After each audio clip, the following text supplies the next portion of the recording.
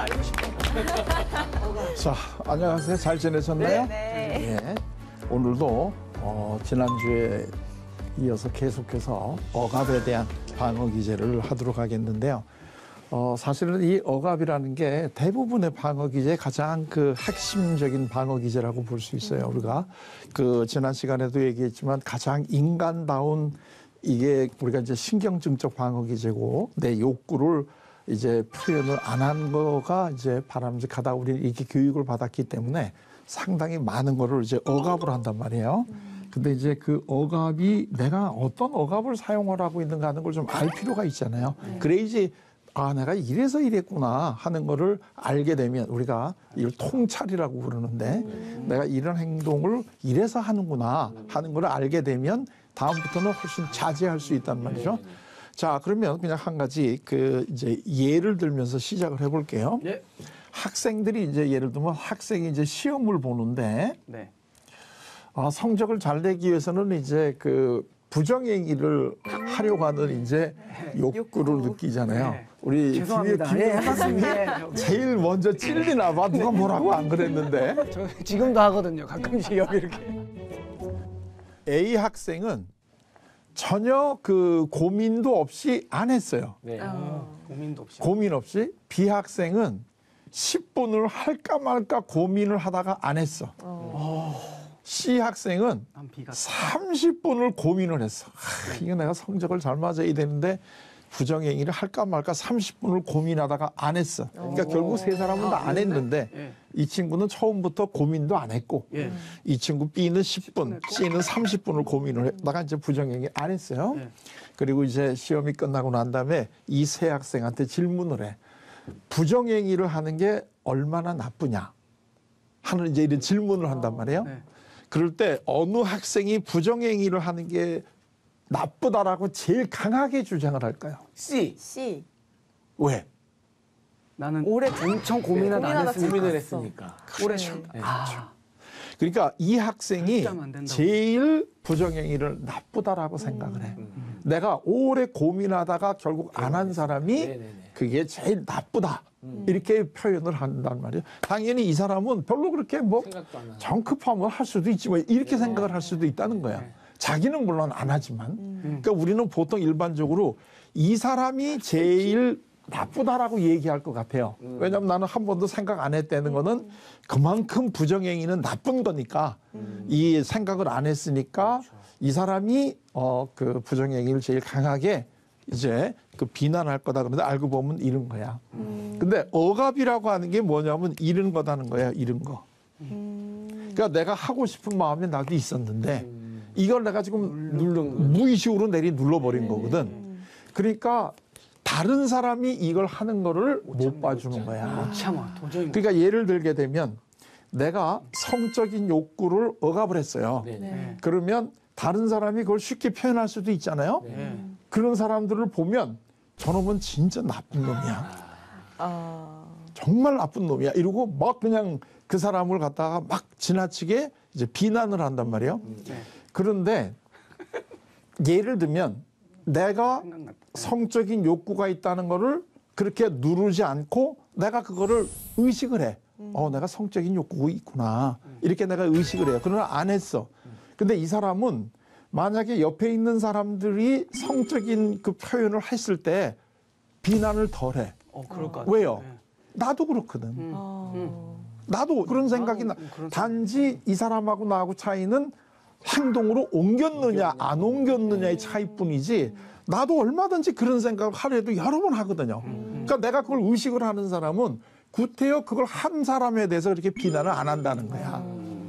그러니까 비난을 안 하니까 당연히 사회적인 관계 맺는 게 편해지겠죠. 네. 왜냐하면 저 놈은 아주 나쁜 놈이야 이렇게 생각하고 살아가는 것보다는 뭐 그럴 수도 있지. 응? 이렇게 생각을 하고 살아갈 수 있다는 거야. 그러니까 억압을 한다는 거는 굉장히 그걸 내가 뭘 억압하고 있는 걸 알아야 되는 이유가 예를 들면 우리가 이제 쓸 수 있는 심리적 에너지가 100이라 그래요. 전체 에너지가. 근데 여기서 이제 우리가 억압을 하는 거는 의식을 하지 않기 위해서 내리 누르는 거잖아요. 네네. 이게 그냥 되는 게 아니고 에너지가 들어가잖아요. 네. 이게 나오려고 하는데 이걸 막아야 되니까 그게 예를 들면 한 40 정도를 이걸 내리 누르는 데 쓰고 있어요. 그러면 이 사람은 쓸 수 있는 자유로운 에너지는 60밖에 안 되잖아요. 근데 내가 이거를 억압을 하고 있구나 하는 거를 깨닫는 순간에 여기서부터 이제 벗어나게 되면 100이라는 에너지가 다른 데다 자유스럽게 쓸 수 있기 때문에 이걸 억압을 하는 거는 바람직하지 않다는 거예요. 그 미국에서 한 그 심리학자가 재미있는 연구를 했는데요. 그 여자 대학생하고 남자 대학생하고 똑같이 그 소위 이제 예를 들면 그 좀 이 포르노를 보여줬어요. 그리고 이제 그런 포르노를 보면서 성적으로 흥분하는가 안 하는가 하는 거를 이제 잴 수 있는 이런 그 이제 장치를 하고 그걸 보여줬는데 보여주고 나니까 여대생들이나 남자 대학생들이나 거의 같은 비율로 거의 다 성적으로 흥분을 해요. 이 생리적으로는.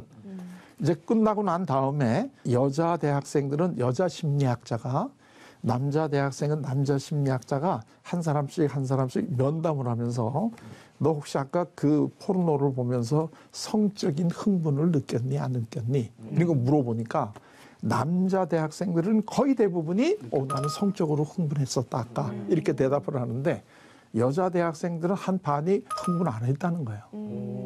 그러니까 생리적으로는 흥분했다고 나오는데 심리적으로는 흥분한 거를 지각을 못해. 좀 부끄럽게 생각하나? 그렇죠. 예. 그게 억압이라는 억압. 거예요. 그게. 그러니까 생리적으로는 분명히 내가 감정을 느꼈는데 심리적으로는 내가 그걸 안 한단 말이죠. 그러면 그 중에서 이제 여대생들 중에 이제 내가 흥분했다라고 느낀 50%, 안 했다고 느낀 한 반 정도에게 포르노 보는 게 어떠냐 물어보면 누가 더 나쁘다고 그럴 것 같아요. 안 느꼈다고 하는 예. 쪽. 안 느꼈다라고 한 분이 그거는 참 나쁜 거다. 이렇게 더 강하게 주장을 한다 이거지.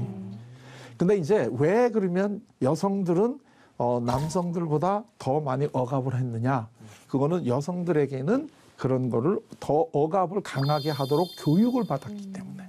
그러니까 양심이 여성들에게는 성적인 면에서는 더 억압을 하게끔 그 면에서 양심이 더 강하게 교육을 받은 거잖아요. 그러니까 우리 사회가 은연중에 이 성적인 면에서 남성들에게는 조금 더 표현을 자유스럽게 하도록 하는 걸 인정을 하는데 여성들이 그런 표현을 하게 되면 굉장히 그거는 여성으로서는 정숙하지 못한 이제 이런 거라고 이렇게 더블 스탠다드가 있잖아요.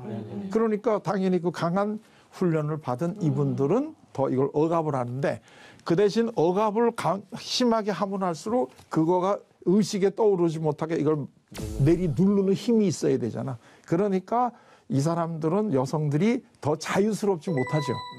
표현을 하는 것도 항상 그 움츠러들게 되고 이제 이렇게 되기 때문에 이러한 것을 내가 억압을 하고 있구나 하는 걸 아는 게 굉장히 중요한 거예요. 그래야지 거기서부터 내가 자유스러워져. 그 다음에 다른 사람하고 관계도 훨씬 더 내가 여유가 있게 되죠. 뭐 그럴 수도 있지 뭐. 이제 이렇게 내가 여유 있게 이거를 바라보게 된다. 그래서 이게 한 가지 성적인 것만 한 가지만 억압을 했으면 괜찮은데 이게 한 가지가 아니라 아까 얘기하면 공격력도 억압을 할 수 있잖아요. 그러니까 억압을 한 내용이 내가 많고 강하게 누를수록 나는 자유스럽게 쓸 수 있는 에너지가 없어져. 그러니까 이 신경증적 방어 기제를 과다하게 사용하는 사람들이 우리 첫 느낌이 뭐냐면 굉장히 경직돼 있어요. 맞아. 우리가 어떤 사람을 보면 굉장히 경직돼 있잖아요. 그러니까 이 사람들은 내 속에 있는 나의 원래 속마음이 나오면 안 되니까 그걸 막고 있기 때문에 혹시라도 내가 내 속에 있는 이 욕구가 나올까봐 항상 나를 이렇게 체크를 하고 있어야 돼. 그게 우리가 소위 경직된 삶이야. 이게. 그래서 우리가 자유스럽게 하려고 그러면 내가 그거를 벗어나야 된다는 거야. 그러니까 그런 생각을 내가 가지고 있다 하는 것부터가 인정이 돼야 돼. 인정이 돼야 그럼 그걸 내가 어떻게 건강하게 풀 수가 있을까 하는 것을 우리가 이제 알아내는데 내가 그러한 것을 가지고 있다는 것 자체가 인정을 안 하면 그러면 다음 단계로 나갈 수가 없어요. 왜냐하면 다음 단계로 나간다는 거가 서로 안 맞잖아. 없는데 뭘 다음 단계로 나가. 있다고 인정을 해야지 다음 단계로 나가니까. 그러니까 이제 우리가 그 교회에서도 제일 강조하는 것 중에 하나가 뭐냐면 본인이 죄인이라고 하는 거를 회개를 하는 마음, 내가 그걸 인정을 해야 된단 말이야. 맞아요. 내가 그걸 철저하게 깨달아야 그 다음 단계로 넘어가는 거야. 근데 이거를 깨닫지 않으면 다음 단계는 남의 일이 되는 거지. 네. 예를 들면 내가 우리 아버지를 굉장히 미워하는데 이걸 무의식으로 이제 내리눌렀단 말이에요. 그럼 이제 되게 5월 달이 되면 5월 달이 이제 가정의 달이니까 되게 이제 교회에서도 가정에 대한 거를 많이 이제 목사님들도 설교를 하시잖아요. 이제 그 중에 한 주는 당연히 이제 부모를 공경하라 뭐 이제 이런 주가 나오겠죠. 근데 이제 그 부모를 공경하라는 설교를 들으면서도 이 억압을 심하게 한 사람들은 자기한테 오는 이 설교 말씀인 걸 못 느껴요. 내가 억압을 하고 있으니까. 그 대신 내가 보기에 평소에 자기 부모를 공경 안 한다고 생각하는 저 김 집사, 얘는 탁 떠올라. 그래가지고 설교를 이렇게 말씀을 들으면서도 오늘 김 집사 걔가 이 설교를 들어야 돼. 오늘 목사님이 걔를 위해서 하는 설교야. 이렇게 생각하는 거야. 말하는 분들이 꽤 있으시죠. 벌써 이제 이게 머리에 싹 떠올라가는 무슨 집사가 있죠. 돌아가고 있습니다. 이게 이제 억압을 한 거야. 그러면 이제 옆에서 그 얘기를 하게 되면 다른 사람들은 사돈 남말하고 있는데 이제 이렇게 얘기해. 너가 그래, 너가. 본인만 몰라 막 이런. 본인만 이건 내 무의식이니까 본인만 모르는 거죠. 그러니까 우리가 이런 것들이 많이 있다는 거예요. 우리 삶에.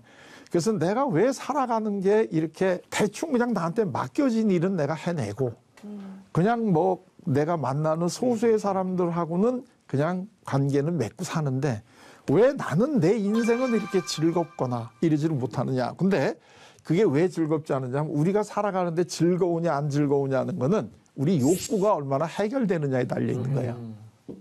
내가 얼마나 양심적으로 살았느냐 하는 것 때문에 우리가 즐거우냐 아니냐가 아니고 내 욕구가 얼마나 해결됐느냐 하는 것에 따라서 우리가 삶이 즐거운 거예요.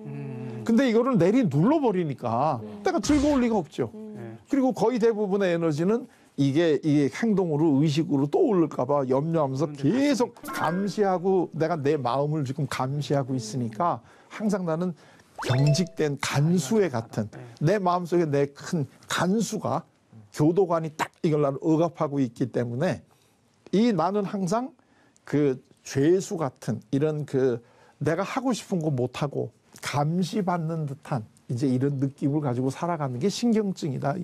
대표적인 이제 억압인데요. 그럼 이제 이 억압을 어떻게 우리가 해결해야 되느냐 하는 건데 이거를 누르기만 해가지고는 안 돼요. 왜냐하면 이 욕구라고 하는 거는 이 가장 기본적인 게 이게 우리가 전에는 이 욕구를 본능이라고 이제 보통 불렀어요. 네. 본능이라고 하는 거는 타고날 때부터 가지고 있는 어떤 경향이거든요. 이건 배워서 되는 게 아니야. 그럼 이제 우리가 예를 들면 아까 얘기한 그 리벤이 사랑인데 사랑을 한다는 거는 우리가 가지고 있는 본능이야. 그러니까 우리가 누구를 억지로 못 만나게 하고 방 안에만 혼자 놔두는 게 큰 처벌이잖아요. 네. 이게 우리가 소위 이 형벌에서 교도소라는 데가 이 대인관계 끊어놓고 이렇게 독방이라든가 이제 독방도 제일 심하면 독방으로 보내는 거잖아요. 그러니까 그런 것들이 우리가 본성에 제일 힘든 거기 때문에 그걸 처벌로 하는 거잖아요. 그런데 예를 들면 이 성적인 욕구다 그러면 우리는 이 성적인 욕구를 가능하면 많이 이거를 만족을 시켜야지 우리 삶이 행복해진다는 거예요. 그런데 그러면 이걸 어떻게 해결해야 되느냐 하면 잘못하게 되면 이게 양심의 거리낌을 받잖아요. 그래서 우리가 건강하게 성숙하게 산다는 거는 내가 가지고 있는 욕구를 가능하면 많이 해결하지만 양심에는 거슬리지 않게 해결하는 거야. 그게 뭐냐면 우리 사회는 항상 가장 본능적인 거를 해결할 수 있는 통로를 마련해 줘요. 안 그렇게 되면 이게 폭발하니까. 이게 어느 정도 있다가는 이게 폭발. 그게 뭐죠? 이 사회가 성적인 거를 해결하게끔 사회가 인정해 주는 가장 대표적인 제도가 뭐예요? 결혼? 그렇죠. 결혼? 이게 결혼이죠. 예. 그러니까 결혼이라고 하는 이 제도는 이 여성과 남성이 양심의 거리낌이 없이 즐길 수 있게 이게 사회가 마련해 준 거란 말이에요. 그렇기 때문에 이 사회는 각각의 성인 남녀가 은연중에 결혼을 하는 거를 이렇게 하도록 부추기죠. 그러니까 요즘에 예를 들면 뭐 이제 결혼율이 많이 떨어졌다 이러면서 막 걱정을 하잖아요. 그건 왜 걱정을 하느냐면 그렇게 되면 아까 얘기한 그 자손이 안 나오니까 이제 걱정하니까 하게끔 이렇게 여러 가지 제도가 있단 말이에요. 그래서 결혼을 통해서 성적인 욕구를 만족하는 거가 굉장히 바람직하다라고 이렇게 이제 그 사회가 인정을 해줄 뿐만 아니라 남자와 여자가 만나서 결혼을 해서 이루는 가정을 외부에서 그거를 깨는 거를 굉장히 엄하게 처벌을 해요. 그러니까 가정 파괴범이지. 이거는 굉장히 엄하게 한단 말이죠. 그러니까 개인과 사회는 어떤 이 서로 계약을 맺느냐 하면 이 사회는 개개인들에게 결혼이라는 제도를 통해서 마음껏 이 성적인 욕구를 해결해라. 그 대신 내가 다른 사람들이 그거를 방해하는 이거는 사회가 지켜줄게. 너희 가정을. 그 대신 너희들은 자녀를 많이 생산을 해서 우리 사회가 앞으로도 계속 유지되게끔 하자. 이렇게 이제 그거를 하는데 이 모든 사람들이 다 결혼하는 건 아니잖아요. 그러니까 그 외에도 다른 방법으로도 이제 이거를 해결할 수 있게끔 여러 가지 사회는 이거를 열어놓고 있어요. 그러니까 옛날에 우리가 결혼 제도만을 가지고 이 남녀 간의 성적인 욕구를 해결하게 했던 게 이제는 결혼이 아니더라도 성인 남녀가 서로 동의한 상태에서 하는 거에 대해서는 사회는 처벌하지 않는다. 이제 이런 식으로 이렇게 어떤 점점 이렇게 그걸 가는데 그 대신 이 그 당사자 두 분 중에 한 분이라도 조금이라도 여기에 대해서 동의를 안 하면 절대로 하면 안 된다. 뭐 이제 이런 식의 그런 거를 굉장히 강하게 이걸 하면서 이 사회는 사회를 유지하는 한도 내에서 각각 개개인들이 그거를 많이 해결해 갈 수 있도록 하는데 이 결혼뿐만 아니라 이것이 이제 또 하나가 그 이제 나중에 우리가 승화라는 개념으로도 나오는데 여러 가지 다양한 방법이 있어요. 그건 이제 또 다음에 예를 들면 이 대표적인 것 중에 하나가 뭐냐면 예술이에요. 예술.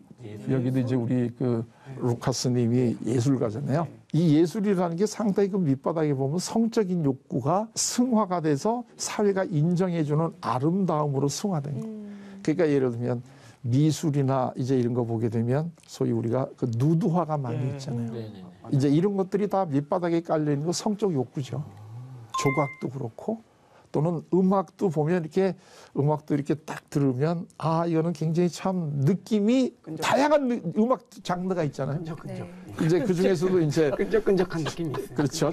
밤에 주무시기 전에 들으면 참 좋을 음악도 있고 사회는 이거를 풀 수 있는 방법을 마련해 줘요. 아 그럼요. 완전히 이거를 막아 놓는다 그러면 이거는 결국은 참다가 폭발하게 돼 있어요.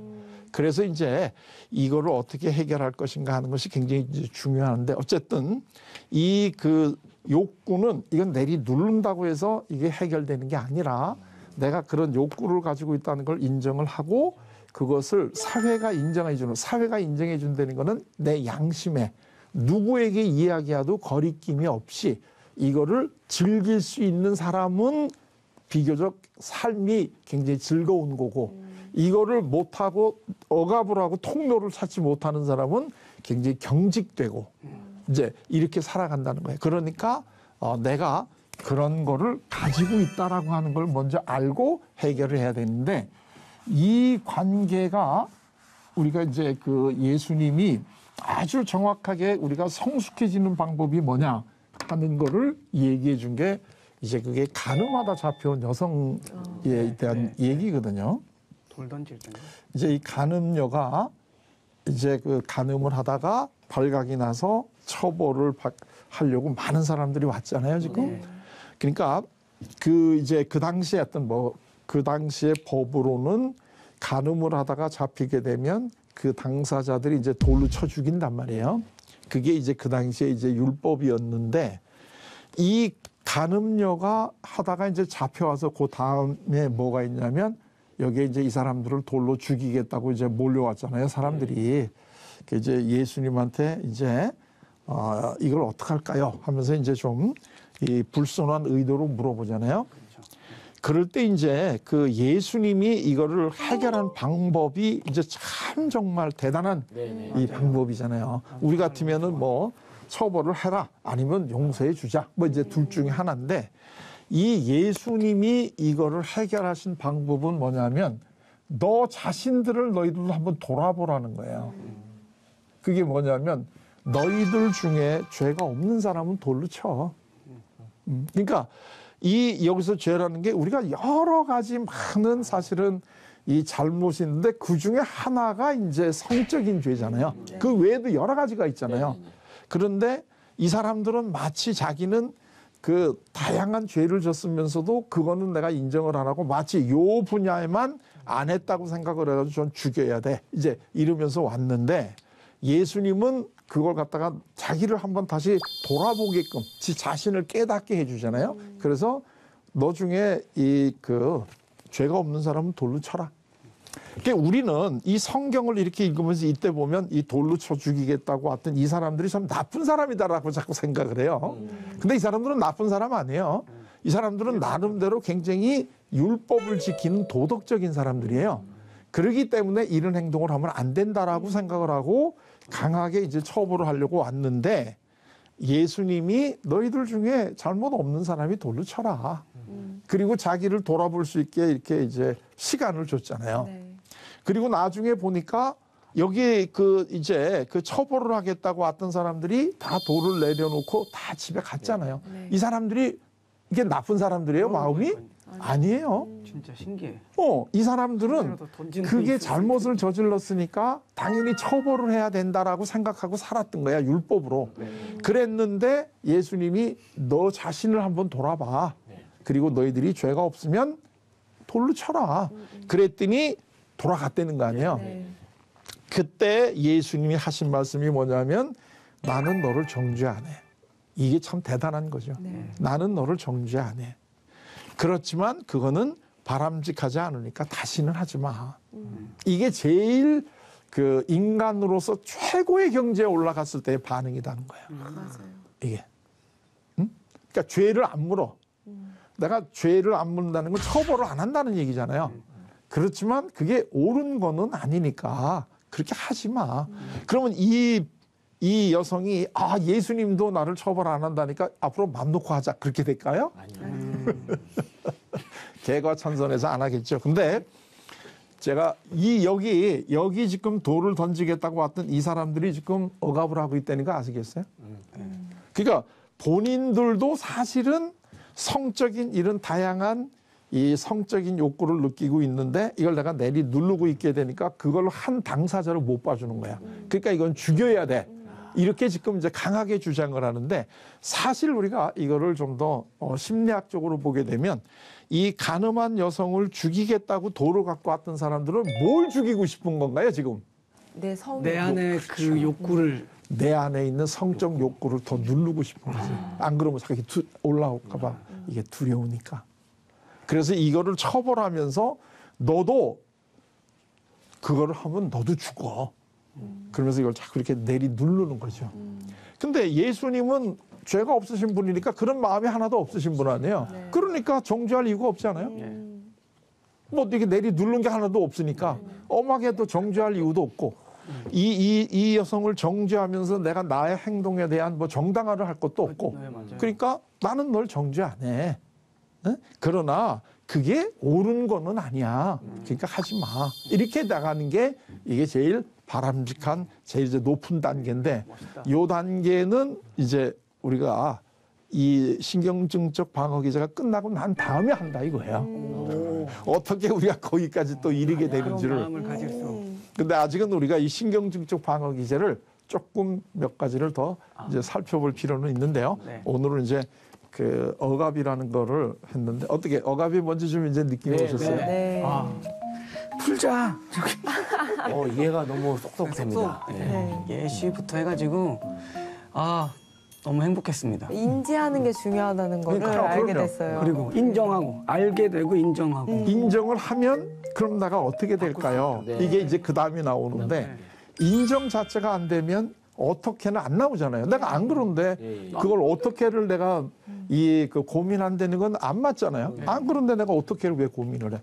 그래서 성숙해진다라고 한다는 거에 가장 첫 번째 단계는 내가 부족하다는 거를 인정하는 건데 대개는 인정을 하면서도 남한테는 얘기를 안 해. 근데 진짜 성숙한 사람은 내가 부족하다는 걸 공개할 때까지 가는 게 성숙한 거예요. 인정 잘하는 사람 멋있는 거네, 그죠? 그러니까 내가 나는 이런 거가 부족하다. 이제 이런 거를 이걸 공개를 할 수 있다는 게 그 힘이 있다는 게 굉장히 이 사람은 성숙한 사람으로 이제 많이 됐다. 그건 이제 우리가 성숙한 삶을 얘기할 때 좀 이제 또 나오니까 다음 계속해서 공부하시다 보면 이제 그 단계를 우리가 어떻게 가야 되느냐 하는 게 이제 나옵니다. 너무 기대됩니다. 그렇죠? 그래요. 자, 그러면 오늘은 여기까지 하고 또 다음에 뵈도록 할까요? 예. 자, 고맙습니다. 그러면 오늘은 이걸로 마치도록 하겠습니다.